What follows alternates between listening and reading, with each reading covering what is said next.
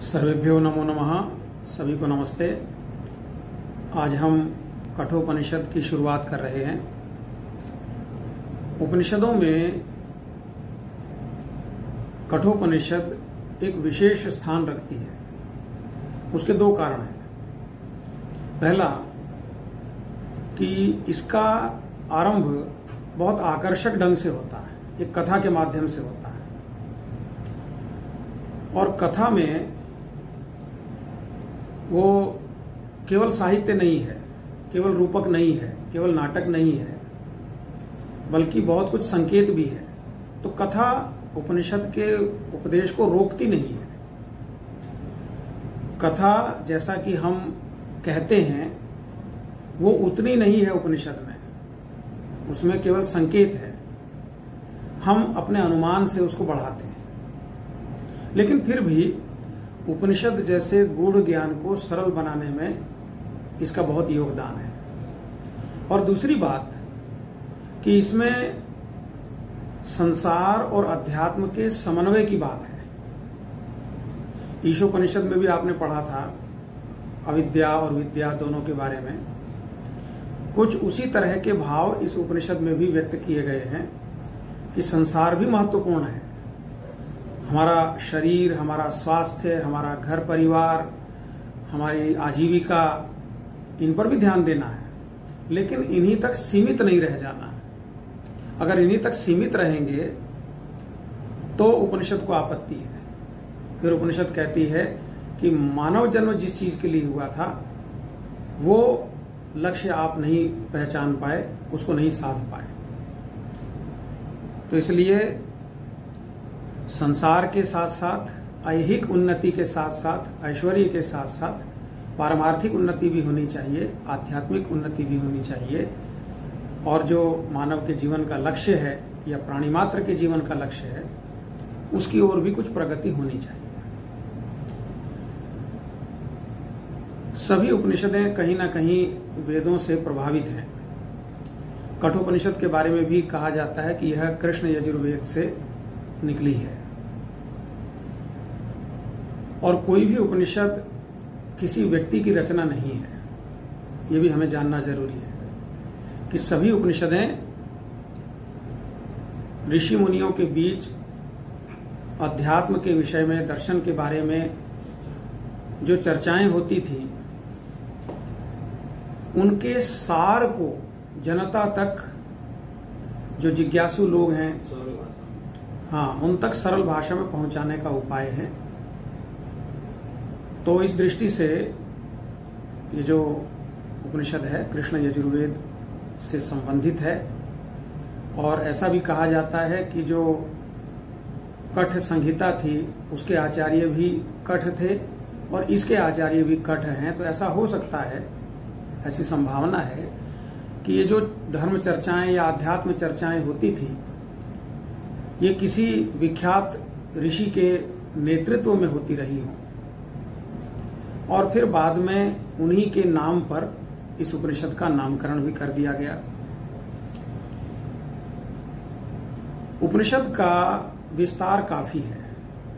अध्याय तो 2 ही हैं, लेकिन उन दोनों अध्यायों में 3-3 वल्लियां हैं, सब चैप्टर्स हैं। और उनमें किसी में 20-25 इसके आसपास मंत्र हैं प्रत्येक वल्ली में। तो काफी विस्तार है इस उपनिषद का। जो कथा आरंभ होती है वो एक ऋषि हैं, वाजश्रवा के पुत्र। उनका नाम कहीं उद्दालक भी है, कहीं आरुणी भी है। तो वे एक मुनि हैं, लेकिन गृहस्थी मुनि हैं। और जब वे जीवन की उत्तरावस्था में पहुंचते हैं, कह सकते हैं कि वानप्रस्थ की आयु में आते हैं, तो स्वर्ग की प्राप्ति की इच्छा से एक यज्ञ करते हैं जिसका नाम है सर्वमेध। सर्वमेध का तात्पर्य है कि जो भी याजक यह अनुष्ठान करते हैं वे यज्ञ की समाप्ति पर, यज्ञ की पूर्णाहुति पर अपना सर्वस्व दान कर देते हैं। जो कुछ भी आजीवन उन्होंने अर्जित किया, जो भी जीवन भर की कमाई, वो सब किन्हीं याचकों में या जो अनुष्ठान कराने वाले ब्राह्मण हैं उनमें दान दे दिया जाता है। अब ऋषि की संपत्ति क्या है? ऋषि के पास भूमि तो है नहीं, ऋषि तो राजा नहीं है। उसकी बड़ी से बड़ी संपत्ति है पशुधन, गाय, विशेष रूप से गाय। तो इन ऋषि ने भी यज्ञ की समाप्ति पर गौदान करना आरंभ किया। लेकिन जब प्राप्त करने वाले जो याचक हैं या जो होता हैं, जिन्होंने यज्ञ का अनुष्ठान कराया है, ब्राह्मणगण, उनको गाय दी जाने लगती हैं तो बड़ा आश्चर्य होता है कि गाय दी जा रही हैं ऐसी जिनके बारे में उपनिषद कहती है कि जग्ध तृणा निरिंद्रिया दुग्ध दोहा पीतोदका, इस तरह की चीजें कि जिन्होंने जीवन में अंतिम बार जल पी लिया है, उसके बाद जल पीने की भी स्थिति में नहीं है। अंतिम बार दूध उनका दुह लिया गया है, अब वो किसी के लिए दूध के उद्देश्य से किसी काम की नहीं है। कोई गौ सेवा करना चाहे वो अलग चीज है। किसी के आंख से दिखाई देना बंद हो गया है, किसी को कान से सुनाई देना बंद हो गया है, कोई चलने में असमर्थ है, कोई खड़े रहने में असमर्थ है। अब याचक लोग इस तरह की गायों का क्या करेंगे? तो स्वाभाविक रूप से जनापवाद होता है, लोक निंदा शुरू होती है। जो देखने वाले हैं, जो दान प्राप्त करने वाले हैं, वे बातें बनाना शुरू करते हैं कि ये क्या है। और ये बातें ऋषि के कानों तक तो नहीं पहुंचती, क्या वो सुनते नहीं, ध्यान नहीं देते। लेकिन ऋषि का पुत्र वहां पर है, उसका नाम नचिकेता है, वो सुनता है और वो दुखी होता है कि पिता ने स्वर्ग की कामना से यज्ञ किया और यज्ञ का अंतिम जो करणीय कर्म था वो ये था कि अपना सर्वस्व दान दे दिया जाता। ये पिता तो अपना सब कुछ निरर्थक दान में दिए जा रहे हैं, सर्वस्व नहीं दे रहे हैं। जो सब कुछ निरर्थक था उस निरर्थक का दान कर रहे हैं और प्राप्त करने वाले के लिए वो समस्या हो रही है, इसलिए वो निंदा कर रहे हैं। और इस प्रकार के यज्ञ का भला क्या परिणाम होगा? कोई परिणाम नहीं होगा, यज्ञ सफल नहीं होने वाला है। तो ये सब सोच विचार करके अपने पिता को लोक निंदा से बचाने के लिए, यज्ञ की असफलता से बचाने के लिए जो इष्टि यानी यज्ञ किया जा रहा है उसका सुफल तो नहीं मिलेगा, दुष्फल मिलेगा, कुफल मिलेगा, उससे बचाने के लिए वो आगे बढ़ता है और पिता से निवेदन करता है, पिताजी ये यज्ञ तो सर्वस्व दान के लिए है और मैं भी आपके सर्वस्व में हूं, बताइए आप मुझे किसे दान में दे रहे हैं? और पिता सुन तो लेते हैं लेकिन बहाना करते हैं कि नहीं सुना, इग्नोर कर देते हैं। बच्चा भी जानता है, वो इतना छोटा नहीं है, युवक है, 16-17 साल का किशोरावस्था का बालक है। वो फिर से दोहराता है, दूसरी बार, तीसरी बार, और जब ये जिद पकड़ लेता है तो पिता क्रुद्ध हो जाते हैं और क्रोध में कह देते हैं, मृत्युवे त्वाम ददामी इति, जा मैं तुझे मृत्यु को देता हूं। अब कथा कथा है, इस बात को नचिकेता मान लेता है कि हाँ मेरे पिता ने मुझे मृत्यु को दे दिया। अब मृत्यु के देवता कौन है? यमराज। यमराज के पास जाना होगा। यमराज के पास चल देते हैं नचिकेता और सोचते जाते हैं कि जहां तक संतानों के वर्गीकरण का प्रश्न है कि कौन अच्छा है कौन खराब है, तो बहुत सारों की तुलना में तो मैं प्रथम श्रेणी का बालक हूं, प्रथम श्रेणी की संतान, और बहुत की तुलना में मध्यम श्रेणी का हूं, बहुनामेमि प्रथमो बहुनामेमि मध्यमः। तो मुझ पर पिता को क्रोधित तो नहीं होना चाहिए। शायद ऐसा होगा कि यमराज के पास कोई काम होगा और उस कार्य के लिए मेरे पिता मुझे यमराज के पास भेज रहे हैं। वो ऐसा दर्शाता है कि मेरे पिता यमराज के पास भेजकर भी मेरा कुछ कल्याण ही कर रहे होंगे। तो यमराज के पास पहुंच जाते हैं। कथा है, कथा में यमराज के पास पहुंच गए। जब यमराज का द्वार खटखटाया और यमराज की पत्नी ने खोला, बालक ने अपने आने का उद्देश्य बताया, तो उन्हें पता लगा कि यमराज तो घर पर नहीं है। कब आएंगे? 3 दिन बाद लौटेंगे। तो यमराज के पास ही आए थे, उनसे मिलकर ही जाना था, इसलिए बालक ने कहा ठीक है, और वो उनके घर के बाहर प्रतीक्षा करता रहा। द्वार के अंदर नहीं आया। ये भारत की परंपरा है कि अगर आप अपने किसी संबंधी के यहां जाते हैं और वो घर पर नहीं है, और ये संबंधी की बात नहीं है, ये तो किसी नए व्यक्ति के पास गए थे और वो घर पर नहीं थे, तो उनके घर इन्होंने ठहरना उचित नहीं समझा। तो 3 दिन तक बाहर ही प्रतीक्षा करते रहे, और 3 दिन बाद जब यमराज लौटे, उनकी पत्नी ने बताया कि इस प्रकार एक ब्राह्मण विद्यार्थी विद्वान आपकी प्रतीक्षा में 3 दिन से घर के बाहर है। तो यमराज ने बुलवाया, नमस्ते किया और क्षमा चाही, और न केवल क्षमा चाही बल्कि 3 दिनों की प्रतीक्षा के लिए 3 वरदान देने का भी निवेदन किया कि मैं आपको 3 वरदान देता हूं। तो ये जो 3 वरदान हैं, इन्हीं से उपनिषद बनी है, आगे बढ़ी है। पहला वरदान नचिकेता मांगते हैं कि जब मैं आपके घर के लिए चला था तो मेरे पिता मुझ पर क्रुद्ध थे।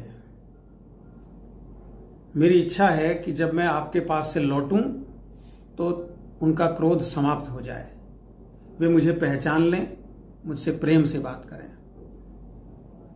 कोई आपत्तिजनक बात नहीं थी। तो यमराज ने तथास्तु कहा कि ठीक है, ऐसा ही होगा, तुम्हें पहचान लेंगे, तुमसे प्रेम से बात करेंगे, कोई चिंता नहीं करेंगे। दूसरा वरदान, तो नचिकेता ने स्वर्ग का वर्णन किया कि मैंने सुना है कि स्वर्ग में न वृद्धावस्था है, न भूख है, न प्यास है, न कोई व्यक्ति थकता है, और आपका भी भय नहीं है। तो आप मुझे बताइए कि इस प्रकार की अवस्था को कैसे प्राप्त किया जा सकता है, उसका क्या अनुष्ठान है। यमराज ने पूरी प्रक्रिया बताई और उनको ऐसा लगा कि शायद ये प्रक्रिया मैंने बता तो दी है, लेकिन कठिन होने के कारण नचिकेता नहीं समझ पाए होंगे। तो उन्होंने पूछा कि समझ में आ गई? नचिकेता ने कहा हाँ आ गई तो बताओ। और नचिकेता ने जैसे यमराज ने बताया था उसी तरह से सुना दिया, पूरा वर्णन कर दिया। इस पर यमराज प्रसन्न हुए, उसकी मेधावी बुद्धि पर, उसकी स्मृति पर, उसकी समझ पर, और अपनी ओर से अतिरिक्त वरदान दिया। पहला कि आज से ये जो स्वर्ग प्राप्ति के लिए यज्ञ किया जाएगा उसकी अग्नि को तुम्हारे नाम से जाना जाएगा। जो स्वर्गेष्ट यज्ञ की अग्नि होगी उसका नाम होगा नाचिकेत अग्नि। और दूसरा वरदान, एक माला बहुत सुंदर यमराज ने धारण की हुई थी, वो नचिकेता को दे दी कि लो ये माला भी तुम प्राप्त करो। और संतुष्ट होकर फिर कहा कि अब तीसरा वरदान मांगो। तीसरे वरदान की शुरुआत में ही नचिकेता कहते हैं कि ये जो लंबे समय से, जब से मनुष्य पृथ्वी पर है, तब से ऋषियों, मुनियों, चिंतकों, विचारकों के मन में ये धारणा रहती है, ये प्रश्न रहता है कि मृत्यु के बाद क्या होता है। ये जो आत्मा है, जिसके कारण से हमारा ये भौतिक शरीर जीवित रहता है, ये आत्मा मृत्यु के बाद रहती है कि नहीं रहती है, पुनर्जन्म होता है कि नहीं होता है, कर्मफल होता है कि नहीं होता है, ये सारे प्रश्न उससे जुड़े हुए हैं। तो आप मुझे ये बताइए कि इस विषय में सत्य क्या है। यमराज आश्चर्यचकित रह जाते हैं कि ये बालक इतना गूढ़ प्रश्न पूछ रहा है। तो वो उसको कहते हैं कि भाई, जब विद्वानों को भी इस विषय में संदेह है, तो तुम ये क्यों जानना चाहते हो? तुम तो बालक हो, युवा हो, तुम तो इस संसार के जितने भी ऐश्वर्य हो सकते हैं वो सब मांगो। तुम हाथी मांगो, घोड़े मांगो, भूमि मांगो, भूमि का राज्य मांग लो, स्त्रियां मांग लो, सोना चांदी मांग लो, और जितना जीना चाहो उतना जियो। और न केवल तुम, बल्कि तुम ऐसे पुत्र पुत्रियां मांगो जिनकी आयु भी बहुत ज्यादा हो, दीर्घायु पुत्र पुत्रियां मांगो। और ये कई चरणों में वो लालच देते हैं, उसको प्रलोभन देते हैं। कभी कहते हैं कि तुम दीर्घायु मांग लो, नचिकेता कहते हैं कि कितनी भी दीर्घायु हो, समाप्ति तो होगी। कि तुम सोना चांदी मांग लो, अश्व मांग लो, हस्ती मांग लो, हाथी, पशुधन जो उस समय में बहुत महत्वपूर्ण था वो मांग लो। नचिकेता कहते हैं कि कितना भी धन हो, उससे मनुष्य कभी तृप्त नहीं हो सकता। नहीं वित्तेन तर्पणीयो मनुष्य, धन से मनुष्य कभी तृप्त नहीं हो सकता। वो तो जैसे आग में जितना भी ज्वलनशील पदार्थ डाल दिया जाए, आग उससे और भड़कती है, शांत नहीं होती। इसी तरह मनुष्य को कितना भी धन मिल जाए, वो धन से शांत नहीं होता, धन से तृप्त नहीं होता। तो इसलिए मुझे धन की कोई आवश्यकता नहीं। और जब वो कहते हैं कि तरह तरह के विषयोपभोग ले लो, स्त्रियां ले लो, भोज्य पदार्थ, और जो कुछ भी आस्वाद्य, स्वाद लेने योग्य पदार्थ हो सकते हैं, वो सब ले लो। तो दो बातें नचिकेता कहते हैं कि जो भी उपभोग हम करते हैं वो इंद्रियों की शक्ति को क्षीण ही करता है, उससे इंद्रियों की शक्तियां क्षीण हो जाती हैं। और दूसरी बात कि कोई भी उपभोग लंबे समय तक करने से उसके प्रति आकर्षण समाप्त हो जाता है। तो आप जो भी प्रलोभन दे रहे हैं वो मेरे लिए निरर्थक हैं, आप मुझे आत्मज्ञान ही दीजिए।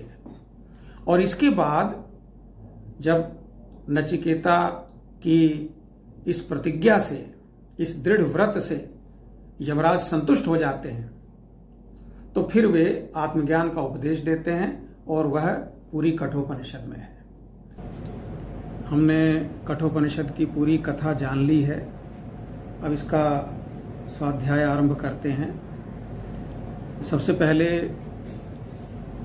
इसका मंगलाचरण करेंगे। सभी उपनिषदों के पहले मंगलाचरण की व्यवस्था है। उसका उद्देश्य है कि जब एक शुभ कार्य के लिए या इतने उन्नत विषय पर चर्चा के लिए गुरु और शिष्य साथ साथ बैठते हैं, तो परमात्मा से प्रार्थना करते हैं कि उनका सानिध्य, उनकी चर्चा सफल हो, और जिस उद्देश्य के लिए वे ये स्वाध्याय कर रहे हैं वह उन्हें प्राप्त हो।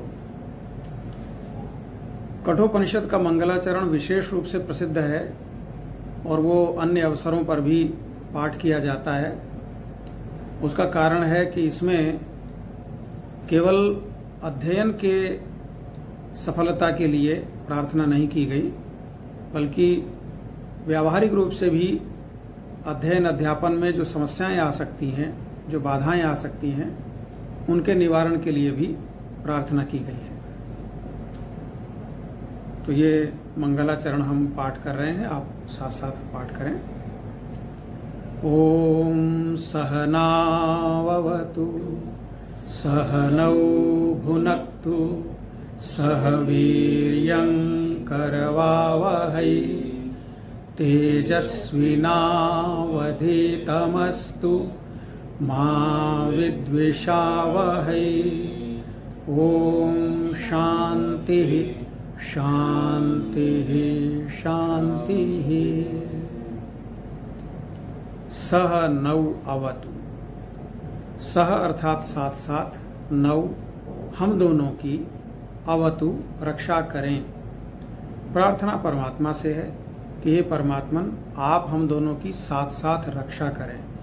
गुरु भी सुरक्षित रहें, शिष्य भी सुरक्षित रहें, ताकि जिस उद्देश्य से उन दोनों का सानिध्य है, वो दोनों साथ साथ हैं, वह पूरा हो सके। सह नौ भुनक्तु, साथ साथ हमारा पोषण हो, हमारा स्वास्थ्य सुदृढ़ रहे, हमें सामर्थ्य बनी रहे और हमारा स्वाध्याय यथारूप चलता रहे।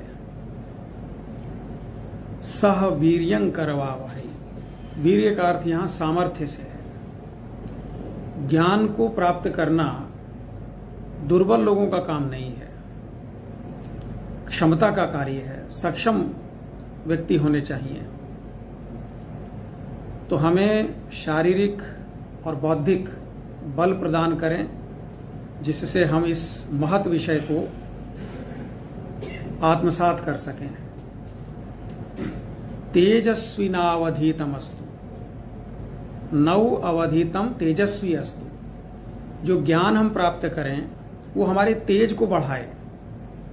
तेज का अर्थ ज्ञान का प्रकाश और ज्ञान का सामर्थ्य, और ज्ञान के अनुपालन से जो बल व्यक्ति में आता है, उसके व्यक्तित्व में आता है, उसके विचारों में आता है, वह उन्हें प्राप्त हो। और अंत में मां विद्विषावहै, हम परस्पर द्वेष न करें। गुरु का शिष्य के प्रति, शिष्य का गुरु के प्रति किसी प्रकार का द्वेष भाव नहीं होना चाहिए। दोनों को अहोभाव होना चाहिए, सफलता का भाव होना चाहिए, क्योंकि प्राचीन काल से ही गुरु का यह स्वप्न रहता था कि हमें अच्छे शिष्य प्राप्त होने चाहिए, जो हमारे ज्ञान को प्राप्त कर सकें, धारण कर सकें, आगे बढ़ा सकें। और शिष्य तो चाहते ही हैं कि अच्छे गुरु हमें प्राप्त हों। तो इसलिए परस्पर कोई ऐसा भाव नहीं होना चाहिए कि जिससे इन दोनों के बीच किसी प्रकार की कलुषता हो, किसी प्रकार की शत्रुता का भाव हो। और 3 बार शांति ही का उच्चारण है। हमारे जो आदि भौतिक दुख हैं, जो हमारे रोग शोक इत्यादि हैं, वे हमसे दूर रहें। आदि दैविक, जो अत्यधिक वर्षा हो जाने के कारण या वर्षा न होने के कारण या अन्य भी किसी प्राकृतिक आपदा के कारण दुख उत्पन्न होते हैं, उनकी शांति हो। और तीसरा जो शांति है वो आध्यात्मिक शांति के लिए है, आध्यात्मिक तापों की शांति के लिए है। जो हमें उत्तेजना हो जाती है, तनाव हो जाता है, रोग हो जाते हैं, विक्षिप्तता हो जाती है, अन्य मनस्कता हो जाती है, वे सब जो ताप हैं, वे सब जो कष्ट हैं, वे शांत रहें। तो इस बहुत सार्थक मंगलाचरण के बाद अब प्रथम अध्याय की प्रथम वल्ली का प्रथम मंत्र हम उसका पाठ करते हैं। ओम उषन्ह वै वाजश्रवसः सर्ववेदसं ददौ तस्य नचिकेता नाम पुत्र आस। गद्यात्मक है कि ऐसा प्रसिद्ध है, ऐसा हमने सुना है कि वाजश्रवा के पुत्र ने, वाजश्रवसः, वाजश्रवा के पुत्र ने उद्दालक नाम के ऋषि ने अपना सब कुछ जो ज्ञात था, सर्व वेदसम, जो कुछ भी उसको लगता था कि ये मेरा है, इसका मैं स्वामी हूं, वो दे दिया। और किस अवसर पर दे दिया वो कहानी हम जानते हैं। तस्य नचिकेता नाम पुत्र आस, उसका नचिकेता नाम का पुत्र था। ये प्रथम मंत्र। दूसरा मंत्र है ओम तंह कुमार संतम दक्षिणासु नीयमानासु श्रद्धा विवेश सोअमन्यत। कथा मैंने बताई है आपको पिछले सत्र में कि जब दक्षिणा में गौधन पाने वाले जो ब्राह्मण थे वे जा रहे थे, तो उन्हें जो गायें दी गई थी उन गायों को देखकर नचिकेता के हृदय में श्रद्धा भाव का उद्भव हुआ, उत्पन्न हुआ। क्यों हुआ? तो तीसरे मंत्र में वो कारण बताते हैं कि क्यों उन गायों को देखकर नचिकेता का मन द्रवित हो गया, शोकाकुल हो गया, कष्ट में आ गया। वो गौएं कैसी थीं? तीसरे मंत्र में ओम पीतोदका जगधत्रिणा दुग्ध दोहा निरिंद्रिया, जिन्होंने अपने जीवन का अंतिम जल पी लिया है, इसके बाद वो पानी पीने लायक नहीं है, इतनी उम्र की हो गई हैं या इतनी कमजोर हो गई हैं, इतनी बीमार हैं, पानी तक नहीं पी सकती। जगधत्रिणा, अंतिम घास का तिनका जो वो खा सकती थी भोजन के लिए, वो खा चुकी, इसके बाद भोजन नहीं कर पाएंगे। दुग्ध दोहा निरिंद्रिया, जिनकी सब इंद्रियां क्षीण हो गई हैं, आंखों से दिखता नहीं, कान से सुनाई नहीं देता, पैरों से चला नहीं जाता, और जिनका अंतिम दूध भी दूह लिया गया है, अब किसी काम की नहीं है। और ऐसी गौएं देने के कारण जो उद्दालक का यह सत्र है, यज्ञ है, वो असफल हो जाएगा। और मंत्र के अग्रिम चरण में कहा गया अनंदा नाम ते लोका तान सगच्छति ताददत्त। जो व्यक्ति इस प्रकार का गोधन दान करता है निरर्थक, वह उन लोगों को प्राप्त होता है जो आनंद से रहित होते हैं, कष्टकारी होते हैं, दुख ही दुख मिलता है, ऐसा जीवन उन्हें प्राप्त होता है। तो नचिकेता को यह जानकर या यह अनुभव करके शोक हुआ या दुख हुआ, कष्ट हुआ, पीड़ा हुई कि मेरे पिता इस प्रकार की गौओं का दान कर रहे हैं और निश्चित रूप से स्वर्ग तो उन्हें प्राप्त होगा नहीं, उन्हें कोई कष्टकारी लोक ही प्राप्त होगा। इसलिए पिता को उस पाप से बचाने के लिए चौथे मंत्र के माध्यम से ये बताया गया कि नचिकेता ने क्या कहा, क्या प्रयास किया। सहोवाच पितरम तत्कस्मै माम दास्यतीति द्वितीयम तृतीयम तं होवाच मृत्यवे त्वा ददामीति। पुत्र है, पिता के पास जाकर बोला, पिताजी आप मुझे किसे दान में दे रहे हैं? क्योंकि वो जान गया कि निश्चित रूप से जो अच्छी गायें हैं, स्वस्थ हैं, युवा हैं, वो मेरे लिए बचा रहे हैं, खुद चले जाएंगे और मेरे संसार की चिंता करके, मेरे भविष्य की चिंता करके वो गौएं मेरी मानकर छोड़ दे रहे हैं। इसलिए यदि मैं ऐसा आग्रह करूं कि पिताजी मैं भी आपका हूं, आप मुझे भी किसी को दान में दे दीजिए, और अगर ऐसा हो जाए, दे दें मुझे किसी को दान में, तो मेरे कारण से जो गौएं बचा रहे हैं, जो वास्तव में दी जाने योग्य हैं, वो दे देंगे और पिताजी इस पाप से बच जाएंगे। लेकिन द्वितीयम तृतीयम का अर्थ है कि एक बार पूछा कस्मै माम दास्यति थी, तो पिता ने ध्यान नहीं दिया, सोचा कि बच्चा नादान है, खेलने खाने के इसके दिन हैं, लेकिन ये आदर्शवाद में पड़ा है, तो बात को अनसुना कर दिया। इधर नचिकेता भी अपने प्रण का धनी था, उसने दूसरी बार पूछा, तीसरी बार पूछा, और तब पिता क्रुद्ध हो गए। हालांकि ऋषि के स्वभाव में क्रोध होना चाहिए नहीं, लेकिन हो गए, और होकर ऐसी बात कह दी जो नहीं कही जानी चाहिए थी। मृत्युवे त्वाम ददामि, जा मैं तुझे मृत्यु को देता हूं। अब कह तो दिया, लेकिन अपनी बात को अब तो लौटाया नहीं जा सकता। जो शब्द रूपी बाण मुख से निकल गए, अब उनको लौटाया नहीं जा सकता। और नचिकेता जैसा व्यक्ति वो खड़े होकर सोचता है, वो कहता है कि पिता ने मुझे ऐसी बात कही, और वो भी क्रोध से कही। भाई, क्रोध के लायक तो मैं हूं नहीं,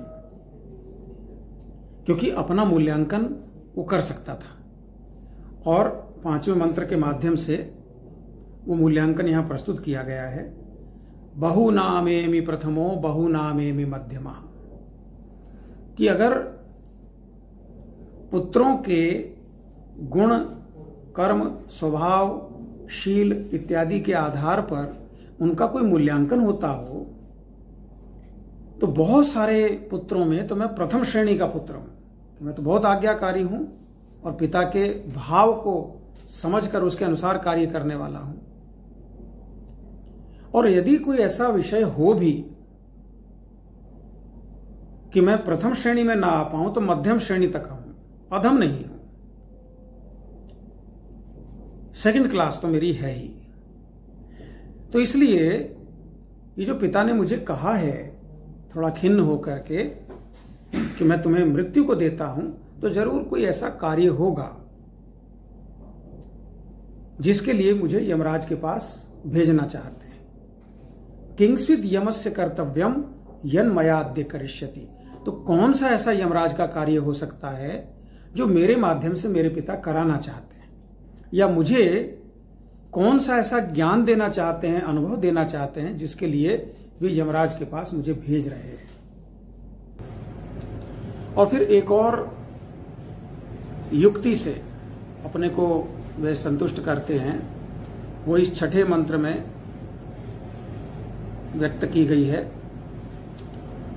ओम अनुपश्य यथा पूर्वे प्रतिपश्य तथा परे, सस्यमिव मर्त्यः पच्यते सस्यमिवाजायते पुनः। यथा पूर्वे, आज से पहले, जैसे कि समाज में होता आया है, और प्रतिपश्य तथा अपरे, उससे अतिरिक्त, यानी आज के समय में जो समाज में हम देखते हैं कि बहुत से का जन्म हो रहा है, बहुत से लोग बालपन में हैं, बहुत से किशोरावस्था में हैं, बहुत सारे युवावस्था में हैं, बहुत सारे प्रौढ़ावस्था में हैं, बहुत से वृद्धावस्था में हैं, और बहुत से मरणासन्न हैं, मर रहे हैं। और ये जन्म से जायते, वर्धते, स्थीयते, हीयते, क्षीयते, म्रियते, ये सब चक्र चल ही रहा है। तो यदि मैं यमराज के पास जा भी रहा हूं और यही मेरे जीवन की समाप्ति हो, तो कोई समाप्ति तो हो नहीं जाएगी, ये तो चलता रहता है, ये संसार का नियम है। सस्यमेव मर्त्यः पच्यते, जैसे खेतों में फसलों का चक्र चलता है कि खेत जोता जाता है, बीज बोया जाता है, फिर जैसे जैसे जैसे जैसे उसको कहीं पानी की आवश्यकता होती है, सिंचाई की आवश्यकता होती है, खाद की आवश्यकता होती है, देखभाल की आवश्यकता होती है, सब किया जाता है। उस सब के बाद भी फसल पक जाती है, तो काट लिया जाता है, फिर नई फसल के लिए वही तैयारी चलती है। तो ये संसार है, इसका चक्र है, चलता रहता है। अब दूसरी तरफ यमराज जो कि प्रवास पर थे, वापस लौटते हैं और उनको पता लगता है कि कोई ब्राह्मण यानी विद्यार्थी या विद्वान घर पर आया है, और 3 दिन से मेरी प्रतीक्षा कर रहा है, तो वे एक जो विश्वास था या परंपरा थी उस समय की, उसे व्यक्त करते हैं 7वें मंत्र के माध्यम से।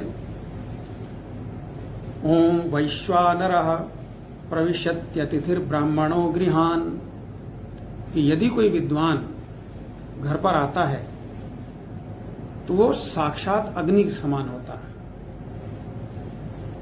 तेजस्वी, जिसकी तुरंत किसी न किसी उपाय से शांति की जानी चाहिए, उसको अटेंड किया जाना चाहिए, उसका आतिथ्य किया जाना चाहिए, जो कुछ भी उसकी आवश्यकता है उसकी पूर्ति की जानी चाहिए। कोई विद्वान व्यक्ति जब घर में आता है तो ऐसा समझ लो कि जैसे आग लग गई, अब हर काम छोड़ करके उसकी शांति करनी है, उसकी तृप्ति करनी है। तस्यैतां शांतिं कुर्वन्ति हर वैवस्वतोदकम्, तो इसलिए जैसे अग्नि की शांति की जाती है जल इत्यादि से, इसी प्रकार इस ब्राह्मण देवता की, इस विद्वान विद्यार्थी की संतुष्टि के लिए हमें प्रयास करना चाहिए। इसलिए हर वैवस्वतोदकम, इन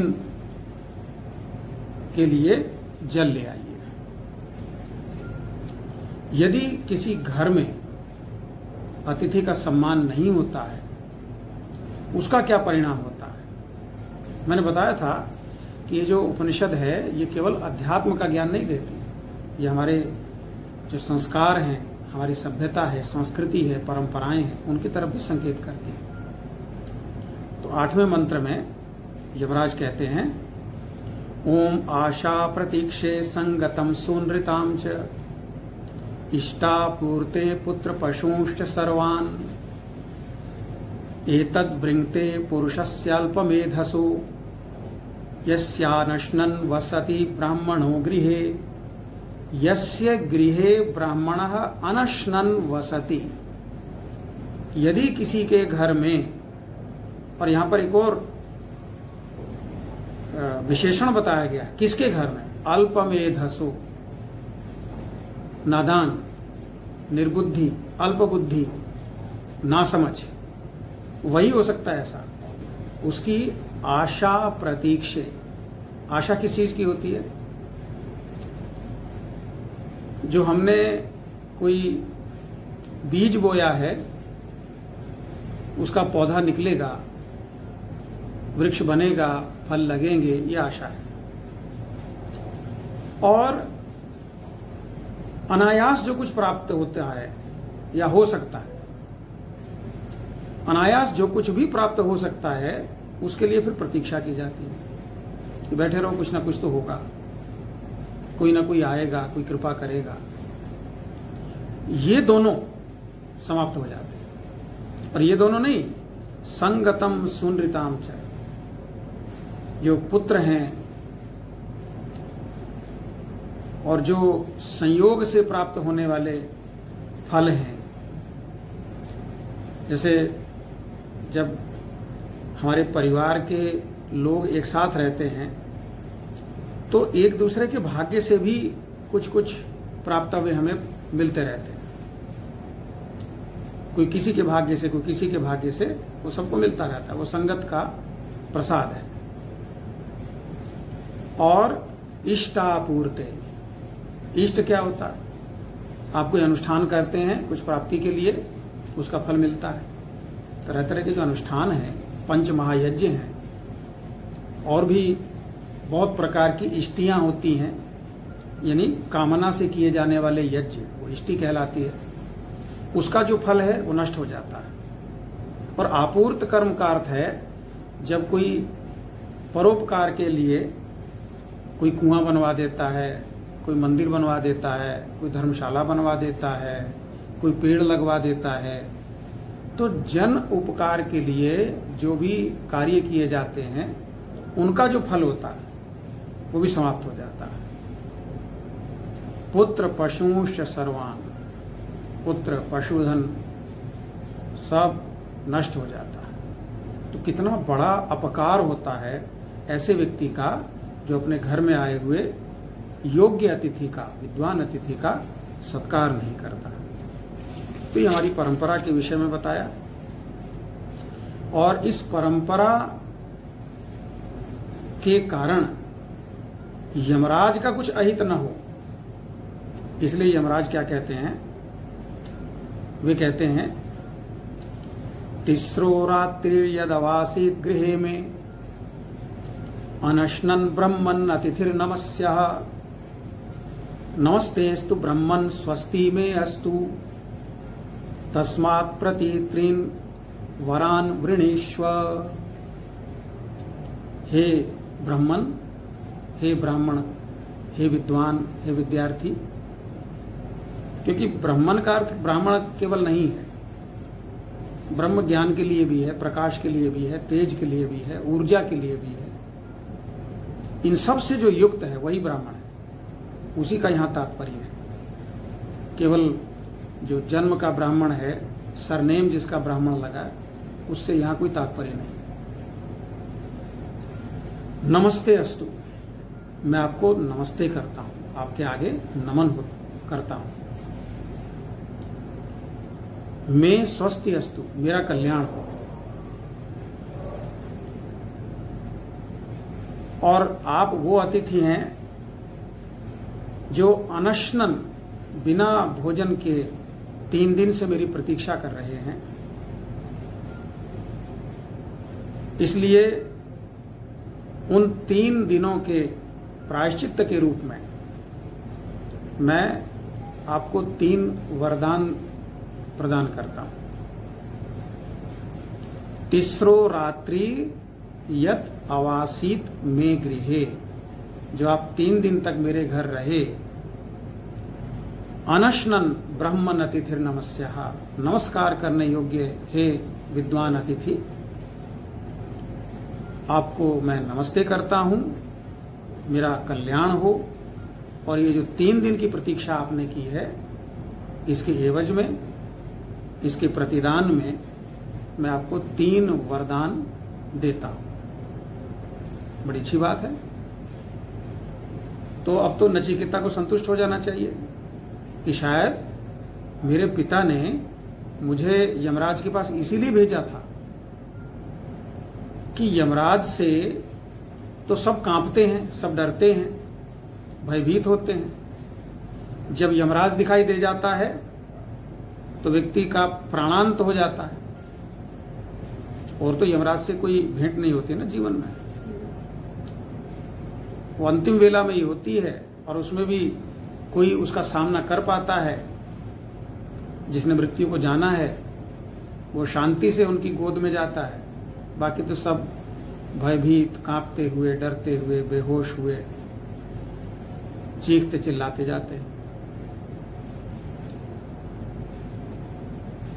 तो यमराज के द्वारा वरदान दिए जाने पर पहला वरदान यम नचिकेता क्या मांगते हैं? 10वां मंत्र है, ओम शांत संकल्पः सुमना यथा स्यात् वीतमन्युर्गोतमो माभिमृत्यो त्वत्प्रशिष्टं माभिवदेत् प्रतीत एतत्त्रयाणां प्रथमं वरं वृणे। त्रयाणां प्रथमं वरम, 3 में से जो पहला वर है वो मैं चुनता हूं, वृणे, वर्ण करता हूं। क्या? त्वत्प्रशिष्टम, जब आप मुझे वापस भेजें, आपके पास में मिलने आया हूं, विदा भी आप करेंगे, तो आपके द्वारा मुझे विदा किए जाने पर, वापस भेजे जाने पर, माम अभिवदेत प्रतीत, मेरे पिता मुझे पहचान लें और मुझसे आराम से बात करें, क्रोध से बात ना करें, शांतिपूर्वक बात करें। वीतमन्युः, उनका क्रोध चला जाए। कभी कभी ऐसा होता है ना कि क्रोध में कुछ कह दिया अपने किसी प्रिय को, मान लीजिए यही कह दिया कि दूर हट जाओ मेरी नजरों के सामने से, और दूसरा व्यक्ति चला गया, तो चले जाने पर कभी इस बात का भी गुस्सा आता है कि देखो हमने कह दिया और ये चले ही गए। तो इस तरह का यदि कोई क्रोध हो मेरे पिता के मन में कि मैंने क्रोध से कहा था, लेकिन नचिकेता को तो होश में उसको सुनना चाहिए था, वो चला ही गया, तो उस तरह का यदि कोई क्रोध हो अभिशेष, तो वो मेरे पिता के मन से चला जाए। मां भी मतलब मेरे प्रति, और शांत संकल्प, उनका मन शांत हो जाए। संकल्प और विकल्प तो मन के काम होते हैं ना, तो उनके मन में मेरे प्रति यदि कोई वितृष्णा हो, कोई उद्वेग हो, क्रोध हो, वो शांत हो जाए और सुमना, अच्छा मन हो जाए उनका, मुझे देखकर प्रसन्न हो जाए। तो देखिए ये संस्कार है नचिकेता का।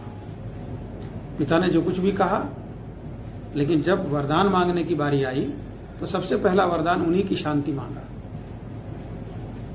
कि वे शांत हो जाएं, पहचान लें और उनका मन शुभ संकल्प वाला हो जाए, ऐसा पहले वरदान में मांगा।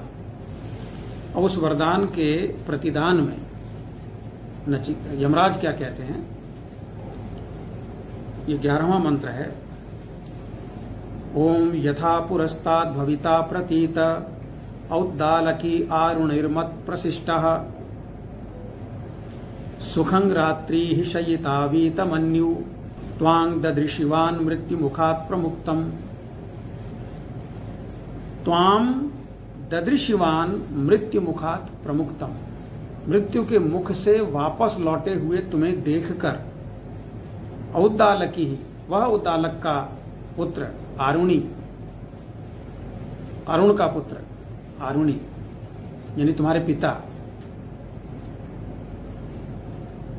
वे वीतमन्यु, अपने क्रोध को भूल जाएंगे। वैसे क्रोध और मन्यु में अंतर होता है। क्रोध वो होता है जिसमें व्यक्ति का होश नहीं रहता, सिर्फ क्रोध रह जाता है, और मन्यु वो है कि क्रोध तो है लेकिन होश है कि सामने कौन है, कितना बुरा भला कहना है, और अगर कोई मारपीट भी हो रही है तो कितनी मारपीट करनी है।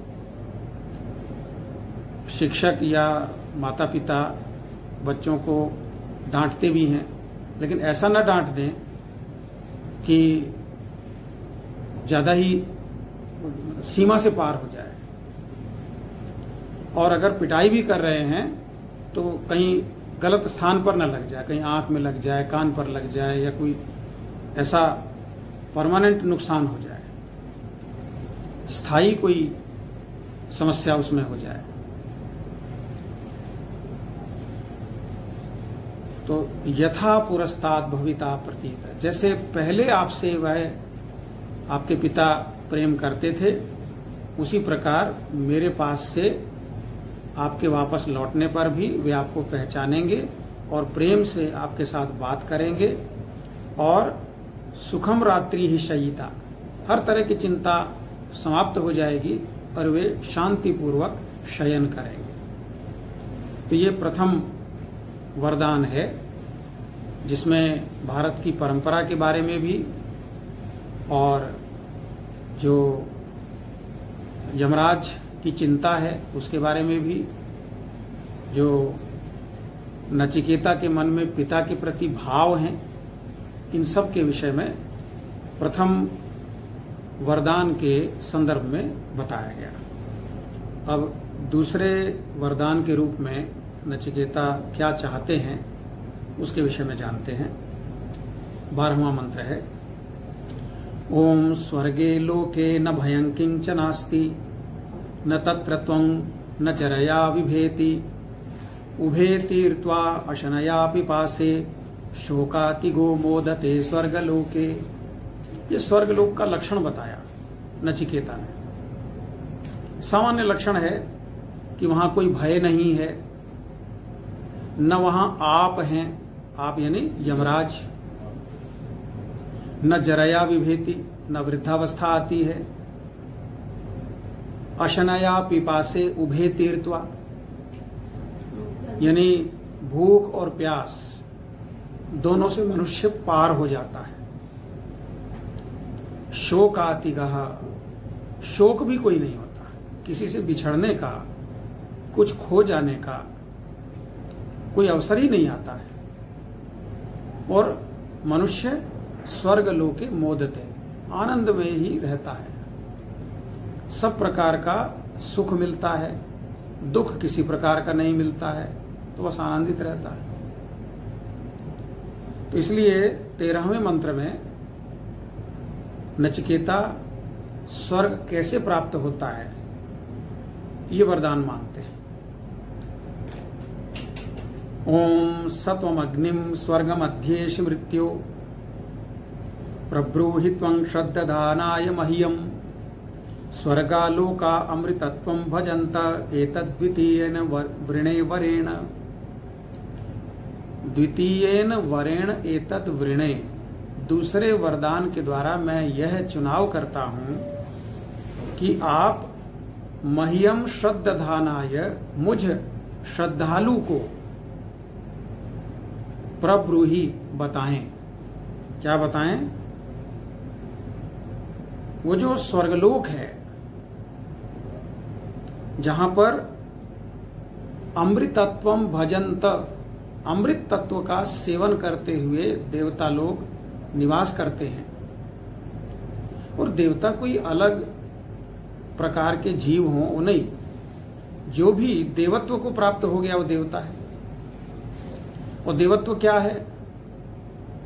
6 प्रकार के गुण हैं, जिसमें यश है, स्वास्थ्य है, सौंदर्य है, विद्या है। ये सब गुण मिलाकर के जिसके पास हो जाते हैं वही भगवान हो जाता है, वही देवता हो जाता है। तो ऐसे लोग जहां रहते हैं उस स्वर्ग की प्राप्ति का उपाय त्वम अग्निम अध्येषि, आप जानते हैं। हे यमराज, आप जानते हैं कि वो स्वर्ग कैसे प्राप्त हो सकता है, तो तद मह्यम प्रब्रूहि, वह मुझे आप बताएं। तो ये दूसरा वरदान नचिकेता ने मांगा। यमराज को कोई आपत्ति नहीं है। 14वें मंत्र में यमराज के माध्यम से कहा गया, ओम प्रते ब्रवीमि तदुमे निबोध, प्रते ब्रवीमि, मैं आपको बताऊंगा, तत्उ में निबोध, मेरे द्वारा बताए गए या बताए जाते हुए उस स्वर्ग प्राप्ति के उपाय को आप निबोध, निश्शेषेण बोधय, पूरी तरह से जान लें। स्वर्गम अग्निम नचिकेतः प्रजानन, इस स्वर्गीय अग्नि यानी स्वर्ग की प्राप्ति के लिए जो यज्ञ याग अनुष्ठान किया जाता है उसके बारे में जानकर अनंत लोकाप्ति मथो प्रतिष्ठाम, अनंत लोकों में जो प्रतिष्ठा प्राप्त होती है। क्योंकि जब तक स्वर्ग है, जब तक व्यक्ति सुख विशेष की स्थिति में है, तब तक वह एक अलग ही श्रेणी का जीव हो जाता है। उसकी इच्छा होती है कि यह स्थिति कभी समाप्त ना हो। इसीलिए देवगण उस स्थिति को बनाए रखने के लिए सप्रयत्न रहते हैं, प्रयास करते रहते हैं।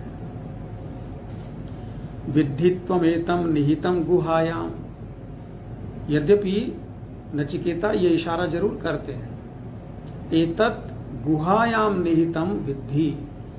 गुहायाम निहितम का यहां तात्पर्य है कि जो सामान्य जन के लिए असंभव जैसी चीज है,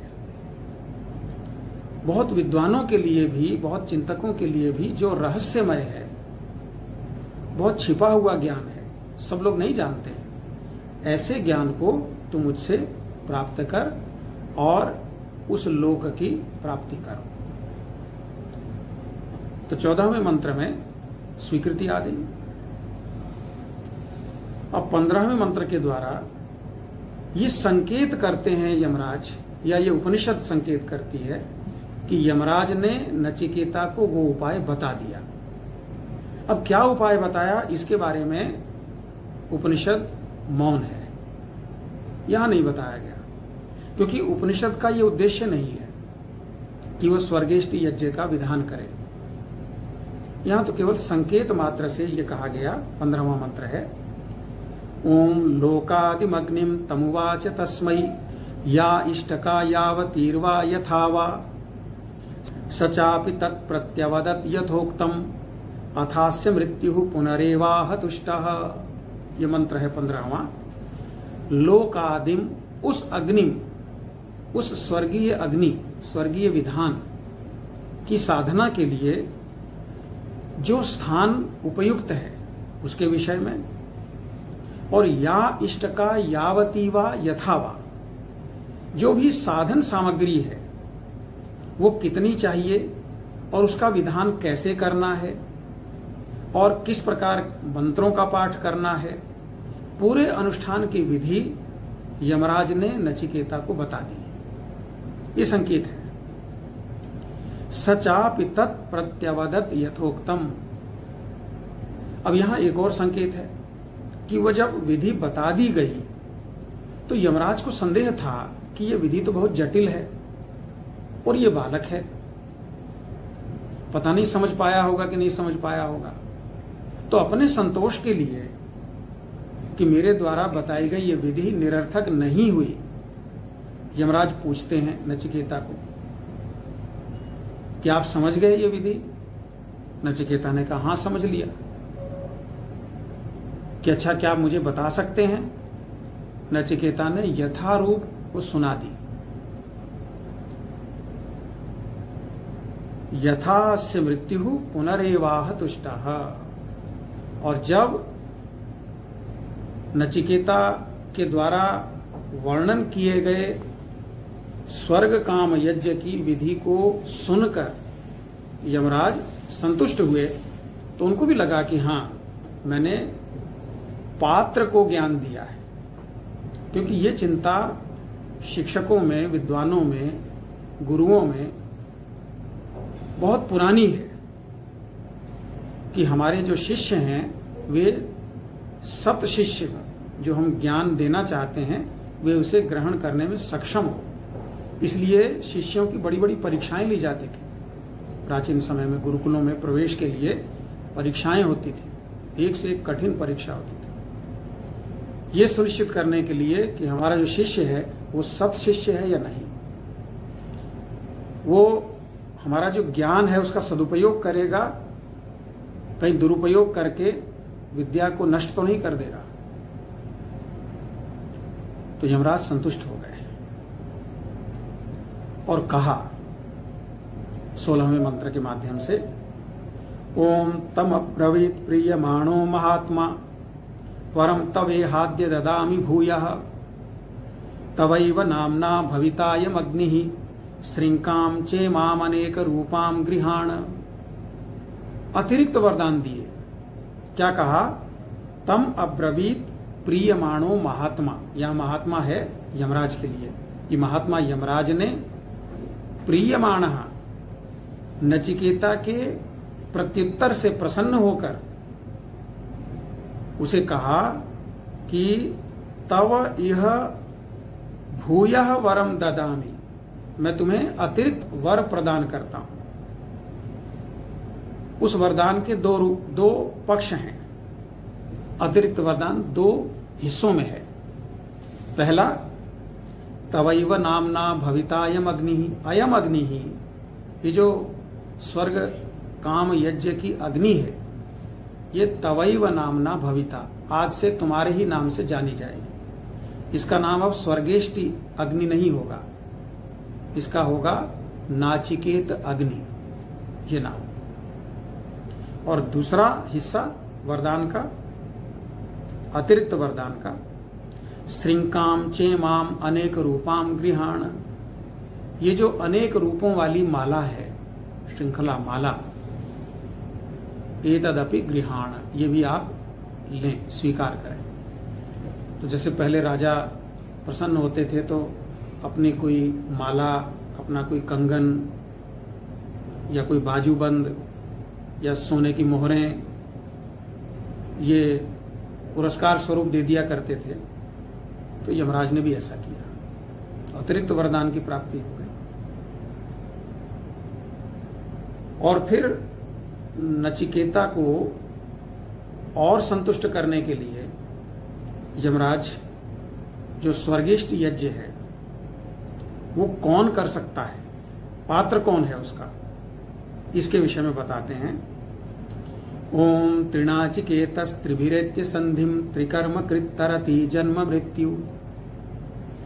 ये जो जन्म और मरण के भय से जीते हुए संसार के लोग हैं, वो जब स्वर्ग प्राप्त करते हैं, जहां नचिकेता ने ही बताया था ना कि आप भी नहीं है, यानी मृत्यु का भय नहीं है, वृद्धावस्था नहीं है, भूख नहीं है, प्यास नहीं है, तो उस स्थिति को कौन प्राप्त करता है?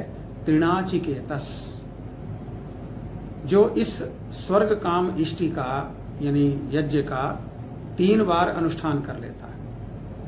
एक बार कोई किसी के बहकावे में आके कर ले और उसी से स्वर्ग प्राप्ति हो जाए, उस तरह की आशंका का निवारण करते हुए ये कहते हैं। आप भी जब अपने फोन पर कुछ चीज डिलीट करते हैं तो पूछता है ना कि आर यू श्योर, तो इसलिए 3 बार जो उस स्वर्ग काम यज्ञ का अनुष्ठान करता है। और त्रिभिरेत्य संधिम, वो ऐसा नहीं कि कोई बालक कर ले, कोई युवा कर ले, जिसने अपनी ब्रह्मचर्य की अवस्था और गृहस्थ की अवस्था और वानप्रस्थ की अवस्था पार कर ली। 3 प्रकार की संधियां, जिसने ज्ञान प्राप्त किया, और 3 प्रकार के ऋण भी तो होते हैं ना मनुष्य पर, जो छांदोग्य उपनिषद में कहा गया है कि जायमानो हवै पुरुषः त्रिभिः ऋणैः ऋणवान जायते, कि जब हम ब्रह्मचर्य में ज्ञान प्राप्त करते हैं और अपने जीवन में उस ज्ञान को पात्र लोगों तक पहुंचाते हैं, तो हम आचार्य के ऋण से मुक्त हो जाते हैं, ऋषि ऋण से मुक्त हो जाते हैं। और जब हम माता या पिता बन जाते हैं, यानी गृहस्थ आश्रम स्वीकार करते हैं, संतान उत्पत्ति करते हैं, उनका पालन पोषण करते हैं, तो हम मातृ ऋण या पितृ ऋण, उस ऋण से मुक्त हो जाते हैं। और अपने जीवन भर हम जो प्रकृति से तरह तरह के वरदान लेते हैं, भोजन, पानी, आश्रय, इन सब रूपों में, तो उसके प्रतिदान के रूप में हम देव यज्ञ करते हैं। ये जो हवन होता है देव यज्ञ है। तो ये 3 प्रकार के कर्म जो व्यक्ति कर लेता है, ठीक है, 3 प्रकार के ऋणों से जो उऋण हो जाता है, और जो ब्रह्मचर्य, गृहस्थ, वानप्रस्थ, इन 3 आश्रमों में अपने जो भी कर्तव्य कर्म है उनका पालन कर लेता है, और त्रिकर्म कृत 3 प्रकार के कर्म वो व्यक्ति कर ले। कौन से 3 प्रकार के कर्म? नहीं, 3 प्रकार के कर्म हैं नित्य, हाँ, नित्य, नैमित्तिक और काम्य। कर्म 4 प्रकार के कहे जाते हैं। नित्य कर्म जो हमें प्रतिदिन करना चाहिए, जो हम सो के उठने के बाद अपने शरीर को स्थिर करने तक जो भी कर्म करते हैं वो नित्य कर्म है। उसका कोई विशेष प्रसाद नहीं होता, कोई फल नहीं होता, लेकिन अगर वो न करें तो कष्ट अवश्य होता है, हानि अवश्य होती है। और नैमित्तिक कर्म जो किसी उद्देश्य से किए जाते हैं, जैसे कोई हवन करता है तो वो देवयज्ञ होता है, तो देवऋण से उऋण होने के लिए होता है। इसी प्रकार से अनेक अनुष्ठान भारत की परंपरा में है। तो नैमित्तिक, काम्य जो कामनाओं के पूर्ति के लिए किया जाता है, जैसे पुत्रेष्टि यज्ञ है, स्वर्ग काम यज्ञ है ना, या जो अश्वमेध यज्ञ इत्यादि किए जाते थे, तो सब काम्य है। स्वर्ग काम यज्ञ करने से स्वर्ग की प्राप्ति हो जाती है। देखिए, उपनिषद जो कह रही है वो उपनिषद का मूल विषय नहीं है। अगर ये मूल विषय होता तो यहाँ पूरा वर्णन होता और फिर हमें पता लग जाता कि ऐसा होता है कि नहीं होता। ठीक है, यहाँ पर हमारा जो चर्चा का विषय है और उपनिषद का भी जो चर्चा का विषय वो नहीं है, इसलिए यहाँ संकेत कर दिया गया है। इसके विषय में और जानना हो तो फिर जो गृह्य सूत्र हैं उनका हमें स्वाध्याय करना चाहिए। तो इस प्रकार का व्यक्ति स्वर्ग इष्टि कर सकता है। 3 बार स्वर्ग इष्टि अनुष्ठान करने वाला और अपने 3 आश्रमों के कर्तव्यों को पूरा करने वाला और 3 प्रकार के जो कर्म हैं, करणीय कर्म हैं, उनसे जो निवृत्त हो गया है, ऐसा व्यक्ति ब्रह्मयज्ञम देवमीड्यम विदित्वा, वह इस ब्रह्म से उत्पन्न हुए ज्ञानवान और स्तुति योग्य, ईड्यम का अर्थ होता है स्तुति के योग्य, इस जगत को जानकर निचाइये माम शांतिम अत्यंतमेति, और इस प्रकार का यज्ञ करके इसके प्रसाद से अत्यंत शांति को प्राप्त करता है। इसी विषय पर 18वां मंत्र भी है। ओम त्रिनाचिकेतस्त्रयमेतद्विदित्वा य एवं विद्वांश्चिनुते नाचिकेतम समृत्युपाशान् पुरतः प्रणोद्य शोकातिगो मोदते स्वर्गलोके। उसी बात को यहाँ दोहराया गया है कि 3 बार जो नाचिकेत अग्नि का अनुष्ठान करता है वह जीवित रहते ही, पुरतः प्रणोद्य का मतलब होता है सामने ही, प्रणोद्य मतलब तोड़कर, ध्वस्त करके, मृत्युपाशान, मृत्यु के पाश को, शोकातिगो, शोक से पार होकर स्वर्गलोके मोदते, स्वर्गलोक में आनंदित होता है। और इस प्रकरण का जो अंतिम मंत्र है 19वां,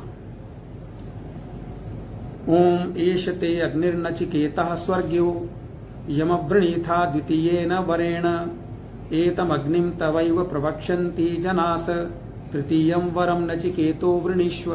हे नचिकेता, अब तुम 3रा वर चुनो, क्योंकि अब तुमने जो स्वर्ग की प्राप्ति का उपाय था, जो नाचिकेत अग्नि के सेवन के माध्यम से संभव है, उसे तुमने दूसरे वर के द्वारा मांग लिया और इसकी अग्नि को भी अब लोग तुम्हारे ही नाम से जानेंगे। ऐसा कहकर कहा कि अब 3रा वर आप मांगिए। आज हम 3रे वरदान से स्वाध्याय आरंभ करते हैं। कठोपनिषद के पहले अध्याय की पहली वल्ली का ये 20वां मंत्र है। ओम येयं प्रेते विचिकित्सा मनुष्ये अस्तीत्येके नायम अस्तीति चैके एतद्विद्यामनुशिष्टस्त्वयाहं वराणामेष वरस्तृतीयः। वराणाम एषः तृतीयः वरः। जो 3 वरदान हे यमराज आपने मुझे प्रदान किए थे, उनमें से ये 3रा है कि या इयम प्रेते मनुष्य विचिकित्सा।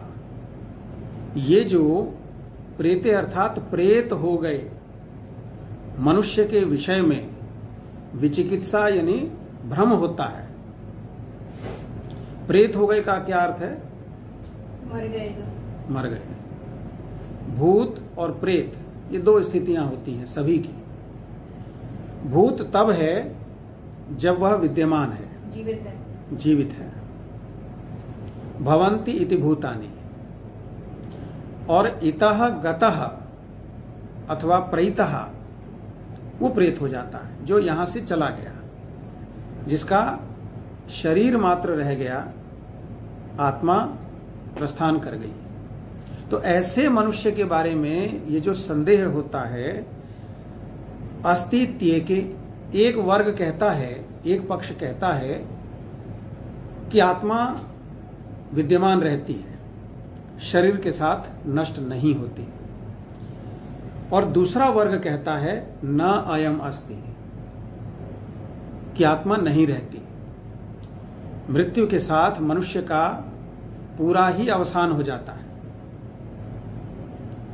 कुछ भी शेष नहीं बचता। एतद विद्याम अनुशिष्टः त्वयाहम्, आपके द्वारा उपदेश दिए जाने से मैं यह जानना चाहता हूं। ये 3 वरदानों में से तीसरा है।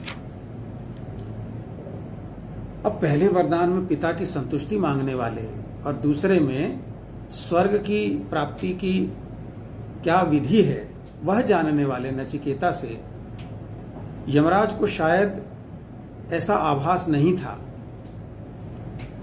कि अगले क्रम में वो इतने बड़े रहस्य से पर्दा उठाने के लिए निवेदन करेगा।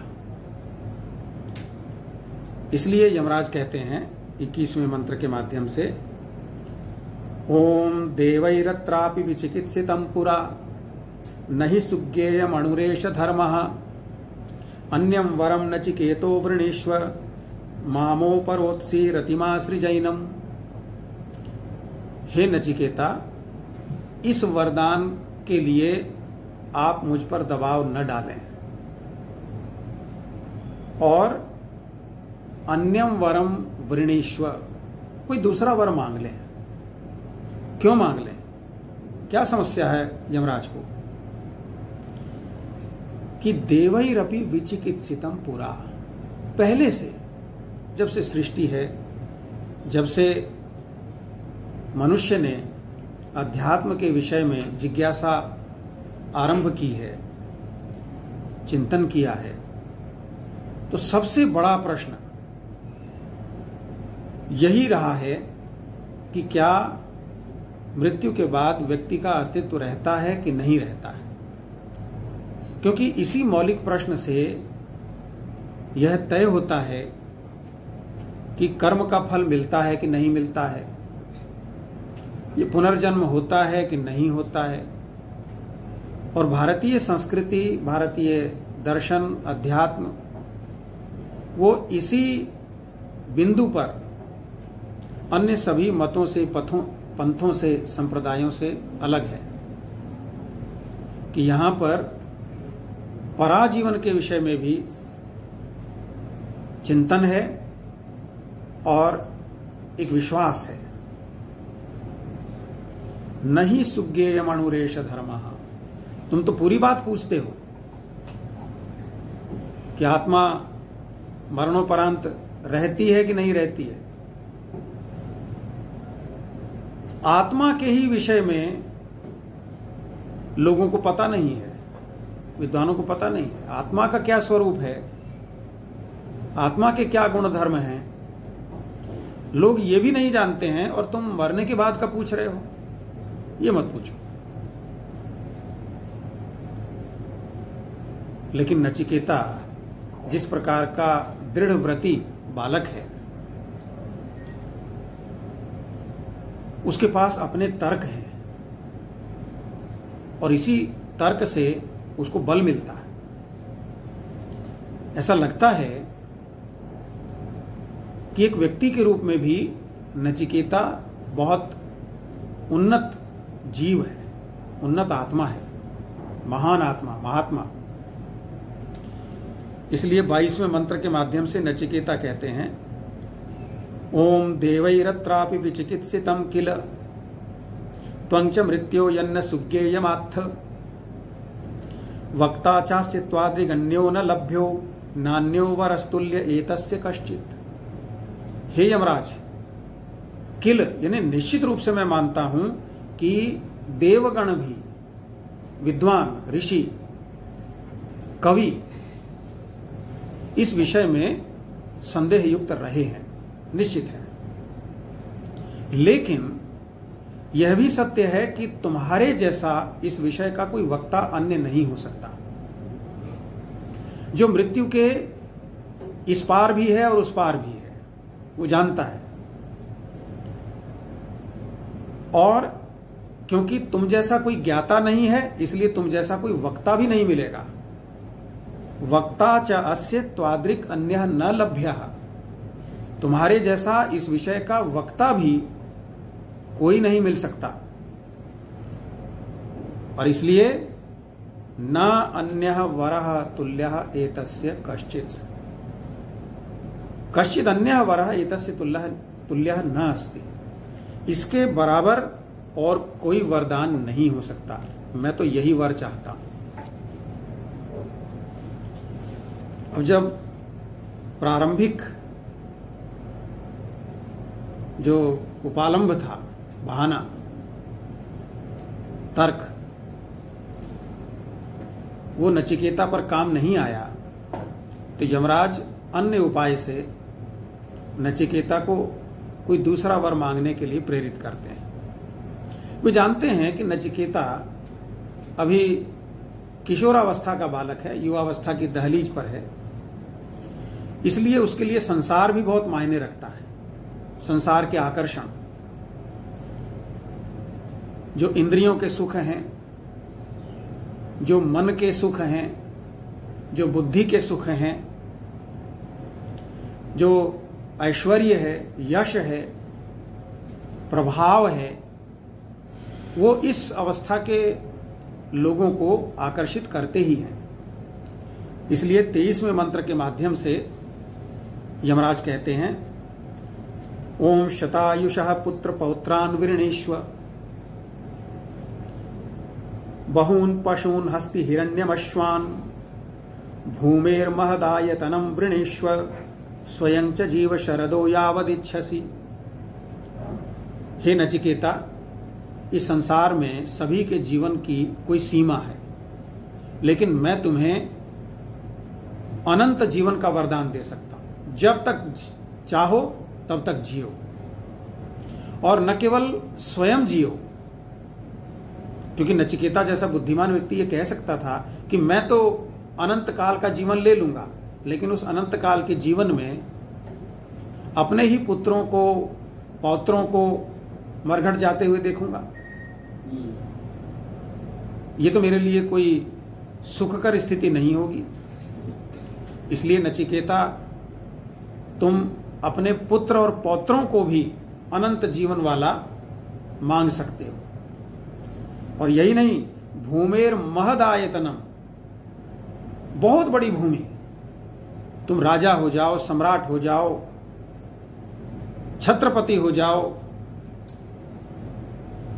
बहुत बड़े राजा हो जाओ, अनंत काल तक जियो, दीर्घायु पुत्र पुत्रियां हों, और बहून पशून हस्ति हिरण्यम अश्वान, जो पशुधन उस समय में बहुत महत्वपूर्ण था, घोड़े, हाथी, गाय, वो जितने चाहो उतने मांग लो। और यही नहीं, सोना भी। तो जिसकी भी एक सामान्य मनुष्य जो कि प्रेय में इच्छुक है, संसार में इच्छुक है, कामना कर सकता है, वो सब लालच, सब प्रलोभन यमराज ने प्रस्तुत कर दिए। और इससे भी आगे इसी बात को कुछ दोहराते हुए, कुछ और सुदृढ़ करते हुए यमराज कहते हैं, ओम एतत्तुल्यम यदि मन्यसे वरम वृणीष्व वित्तम चिरजीविकां च महाभूमौ नचिकेतस्त्वमेधि कामानां त्वा कामभाजं करोमि। तो इस मंत्र में कुछ बातें तो पिछले मंत्र की दोहराई गई हैं, वो बल देने के लिए। हो सकता है किसी बात पर ध्यान न गया हो, तो दोबारा ध्यान दिलाने के लिए कि बहुत पैसा मांग लो, चिर जीवन मांग लो, लंबा जीवन, बहुत सी भूमि मांग लो, महाभूमौ, और उसके साथ एक और वरदान, एक और विकल्प यमराज सुझाते हैं, कामानाम त्वाम काम भाजम करो, जो भी कामना तुम करोगे वो तुम्हारी पूर्ण हो जाएगी, ऐसा भी मैं वरदान तुम्हें दे सकता हूं। हो सकता है तुम्हें लगे कि अब मैंने जो मांग लिया सो मांग लिया, बाद में ऐसा हो सकता है कि तुम ये सोचो कि मैं कोई दूसरी चीज मांग सकता था, तो मैं तुम्हें ऐसा भी वरदान दे सकता हूं कि तुम्हारी जो भी कामना हो वो पूरी हो जाए। ये तो अलभ्य है, ऐसा तो सोचा भी नहीं जा सकता कि किसी व्यक्ति को ऐसी शक्ति प्राप्त हो जाए कि वो जो चाहे सो उसको प्राप्त हो।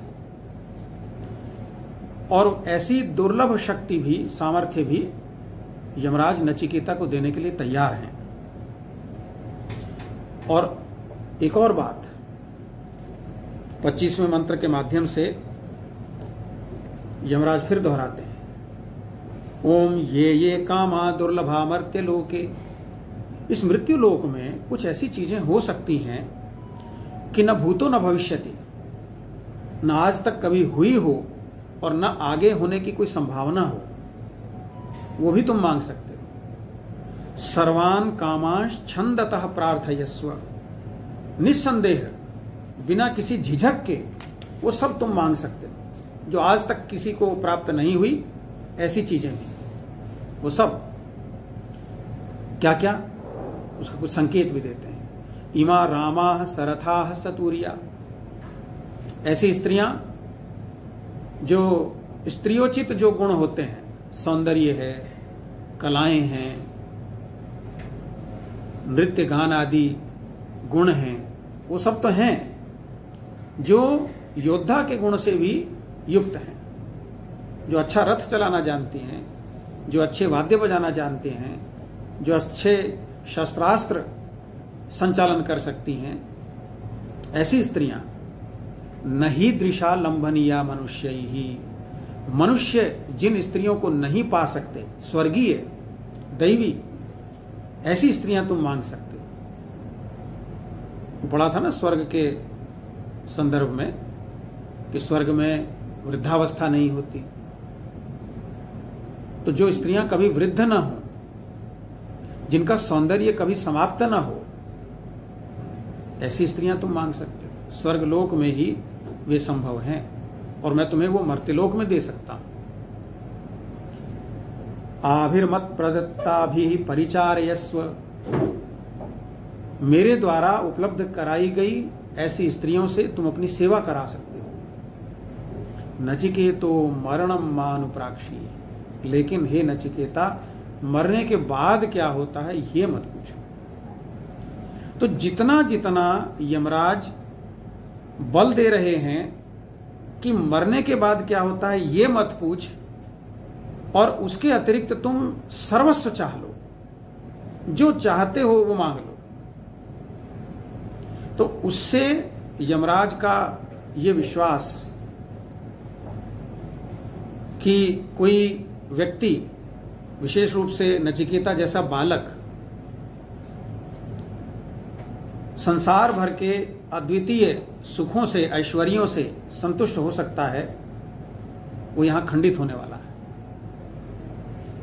यमराज अब तक तो मान रहे थे कि एक नहीं तो दूसरे लालच से ये अपने मूल प्रश्न से विचलित हो जाएगा, लेकिन नचिकेता का व्रत दृढ़तर होता जा रहा है। और वो इस 26वें मंत्र के माध्यम से हम ये जानेंगे कि किन तर्कों से नचिकेता यमराज के द्वारा दिए गए प्रलोभनों को निराकृत करते हैं, यानी खंडित कर देते हैं। नचिकेता कहते हैं, ओम श्वोभावा मर्त्यस्य यदंतकैतत् सर्वेन्द्रियाणाम जरयन्ति तेजः अपि सर्वं जीवितमल्पमेव तवैव वाहास्तव नृत्य गीते। जितने भी मर्त्यस्य यानी मनुष्य के रूप में इस मृत्युलोक के आनंद हो सकते हैं, वे आज हैं कल नहीं है। कोई भी आनंद जो अभी लिया गया, तो जैसे ही कोई अस्थाई है, जैसे आप अभी कोई रसगुल्ला खाए, उसको बहुत पसंद है, जब तक जीभ पर है तब तक आनंद है, और जीभ पर भी जब वो पहले क्षण आया था तब आनंद कुछ और था, और कुछ देर रह गया तो वो आनंद जो पहली बार का है वो समाप्त हो जाता है। कोई गीत जो पहली बार सुना अगर अच्छा लगा तो दूसरी बार सुनने में वो गुणात्मक रूप से उतना अच्छा नहीं रहता। तो जितने भी रस हैं, जितने भी आनंद हैं, सुख हैं, उन सभी के साथ यही गति है, ये नचिकेता कहते हैं। और सर्वेन्द्रियाणाम जरयन्ति तेजः, वे सब इंद्रियों के तेज का हरण करने वाले। आंख देखने के लिए है, लेकिन जैसे आजकल सुझाव दिया जाता है कि स्क्रीन टाइम कम करना चाहिए, क्योंकि उससे आंखों पर विपरीत प्रभाव होता है। तो जो विपरीत प्रभाव है वो वही है जरयन्ति तेजः। बहुत शोर शराबे में रहते हैं तो भी कानों की श्रवण शक्ति घटने लगती है। इसी प्रकार सभी इंद्रियों के साथ है। और जहां तक अनंत जीवन की बात है तो नचिकेता कहते हैं सर्वम जीवितम अल्पमेव, कितना भी जीवन हो छोटा ही लगता है। अब आप जिस भी अवस्था में हैं, आपका जो जीवन बीत गया वो तो क्षण भर का है। जब बीतता है, सुख से बीतता है तो पता ही नहीं लगता, कष्ट से बीतता है तो समय समाप्त नहीं होता। ऐसा लगता है कि ये परिस्थिति, ये कष्ट कब समाप्त होगा, बिताए नहीं बीतता।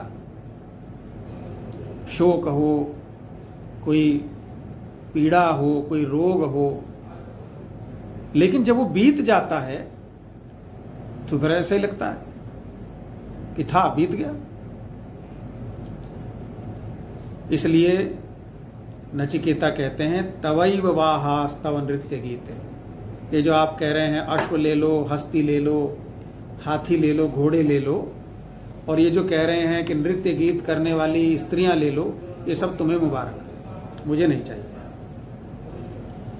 और इसी क्रम में 27वें मंत्र में नचिकेता कहते हैं ओम न वित्तेन तर्पणीयो मनुष्य। मनुष्य पैसे से, धन से, ऐश्वर्य से कभी संतुष्ट नहीं हो सकता। वो नीति शतकम में भर्तृहरि ने लिखा है इच्छति शति सहस्रम सहस्री लक्ष्मी हते, और ये क्रम चलता रहता है। 100 वाला 1000, 1000 वाला लाख, लाख वाला करोड़, करोड़ वाला अरब। फिर कोई राजा बनना चाहता है, कोई महाराजा बनना चाहता है, कोई छत्रपति सम्राट बनना चाहता है, कोई इंद्र बनना चाहता है। जो इंद्र बन जाता है वो चाहता है कि मेरा इंद्रत्व कभी समाप्त ही ना हो, संतुष्टि तो कहीं आती नहीं। तो इसलिए प्रथम ही चरण में नचिकेता न वित्तेन तर्पणीयो मनुष्यो, इस सूत्र के माध्यम से कहते हैं कि पैसे से तो मनुष्य की बुभुक्षा, भूख कभी शांत हो नहीं सकती।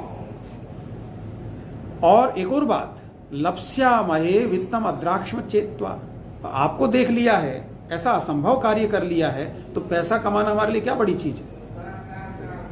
वो तो संसार में बहुत से लोगों ने कमा लिया, लेकिन उनमें से कोई भी हे यमराज आप तक तो नहीं आ पाया।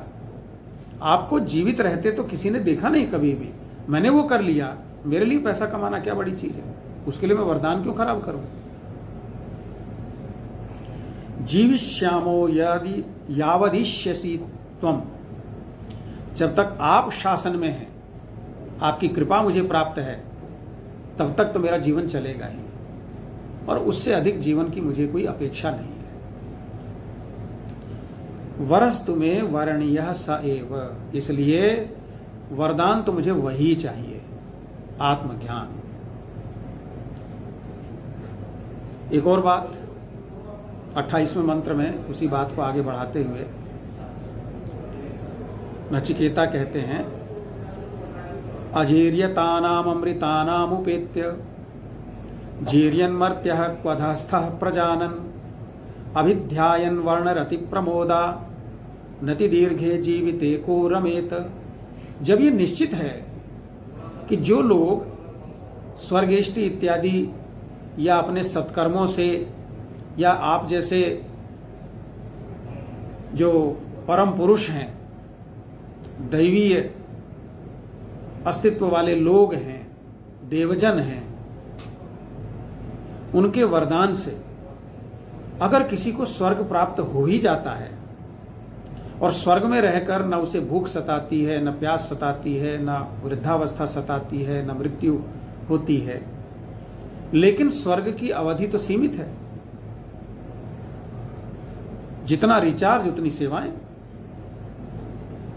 कभी ना कभी स्वर्ग से पतित होना पड़ता है, फिर उसी रोग में, फिर उसी शोक में, फिर उसी जरा में, फिर उसी वृद्धावस्था में, फिर उसी मृत्यु का सामना करना पड़ता है। तो इसलिए कब तक? कौन ऐसा व्यक्ति होगा जो स्वर्ग से एक बार पतित हो जाए और फिर से स्वर्ग की ही कामना करे, जबकि उसको पता है कि बहुत लंबा नहीं चलने वाला है, जितना पुण्य है उतना स्वर्ग है। तो क्यों ना पुण्य को शाश्वत किया जाए, और ये जो कभी भी न जन्म लेने और न मरने की स्थिति है, मोक्ष की जो स्थिति है, आनंद की जो स्थिति है, उसे प्राप्त किया जाए। क्यों जी, आप जानते हैं कि जो स्वर्ग का आनंद है वो भी इंद्रियों से ही लिया जाता है, और उसमें जो नचिकेता के द्वारा दिए गए तर्क हैं कि इंद्रियों की शक्तियों को वो क्षीण ही करता है, और एक बार किसी ने वो सब देख लिया कि मैंने बहुत आनंद लिया लेकिन आनंद फिर समाप्त हो गया। जितना परिश्रम था, सुख का परिश्रम का आभास होता है, सुख का आभास नहीं होता। ये बड़ी विडंबना है। अगर हमारे शरीर में कोई रोग ना हो तो हमें शरीर का आभास नहीं होता। कष्ट हो तो एक एक सेकंड बिताना मुश्किल होता है। तो यही बात सुख के साथ है, यही बात स्वर्ग के साथ है। कितनी भी अवधि हो उसका पता ही नहीं लगता कब समाप्त हो गई। तो इसलिए वो मैं नहीं चाहता हूं। अंतिम मंत्र प्रथम वल्ली का पहले अध्याय की। ओम यस्मिन्निदं विचिकित्सन्ति मृत्यो यत्साम्पराये महति ब्रूहिणस्तत् योऽयं वरो गूढ़म अनुप्रविष्टो नायं तस्मान्नचिकेता वृणीते। हे यम, ये जो अभी तक ऋषियों मुनियों के लिए, दार्शनिकों के लिए, आध्यात्मिकों के लिए, साधकों के लिए जिज्ञासा का विषय रहा है, यही मेरी जिज्ञासा का विषय है। मैं इस जिज्ञासा को अब शांत कर देना चाहता हूं। मैं इतिहास बदल देना चाहता हूं कि आज तक कोई नहीं जान पाया, मैं वह प्रथम होऊंगा जो इसे जान पाएगा, और मैं जानूंगा और स्वर्ग से भी उन्नत जो अनुभूति है, मोक्ष की स्थिति है, उसे प्राप्त करूंगा। आप कहते हैं कि यह वरदान गूढ़ से भी गूढ़ है, मैं स्वीकार करता हूं, और इसलिए इसी वरदान को मैं पुनः पुनः आपसे याचना करता हूं। न अन्यम वरम तस्मात् नचिकेता वृणीते। ये जो कारण मैंने गिनाए, सुखों के अनश्वर होने का, सारी पृथ्वी का भी राज्य मिले तो भी मनुष्य के संतुष्ट न होने का, कितना भी जीवन हो उसके सूक्ष्म ही रहने का, सुख इंद्रियों के तेज को हर लेते हैं, और ये जो ज्ञान है ये शाश्वत है, ज्ञान कभी समाप्त नहीं होता। इसलिए मैं अन्य कोई वर नहीं चाहता, आप मुझे यही वरदान प्राप्त करें। तो यहां कठोपनिषद के प्रथम अध्याय की प्रथम वल्ली समाप्त होती है। इससे आगे की चर्चा अगले सत्र में करेंगे।